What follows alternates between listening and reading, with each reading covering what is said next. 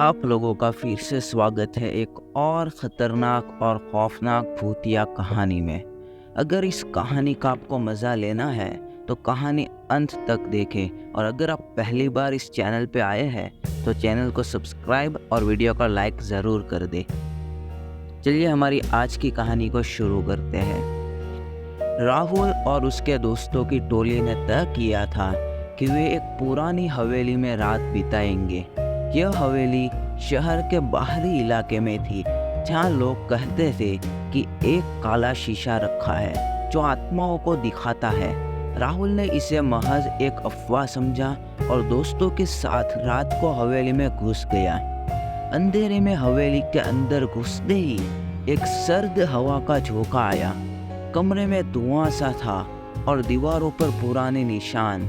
वे सभी एक कमरे में पहुंचे जहां वह काला शीशा रखा था।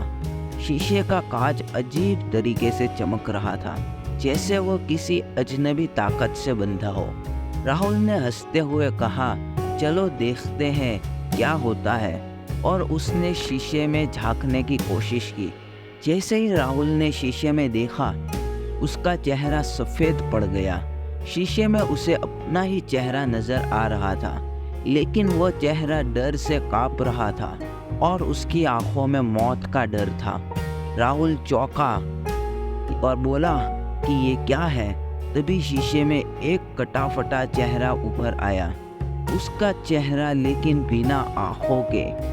वह चेहरा हंस रहा था और राहुल का मजाक उड़ा रहा था। राहुल ने शीशे को छोड़ दिया और पीछे हटने की कोशिश की, लेकिन तभी एक अजीब सी ताकत ने उसे खींच लिया और वह शीशे में समाने लगा। उसके दोस्त चिल्लाए, लेकिन राहुल की चीखें जल्द ही गायब हो गई।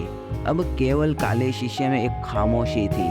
अगली सुबह पुलिस ने हवेली का मुआयना किया, लेकिन राहुल और उसके दोस्तों का कहीं कोई सुराग नहीं मिला। बस हवेली में वही काला शीशा पड़ा था, जिसमें अब किसी और का डरावना चेहरा दिखाई दे नहीं रहा था।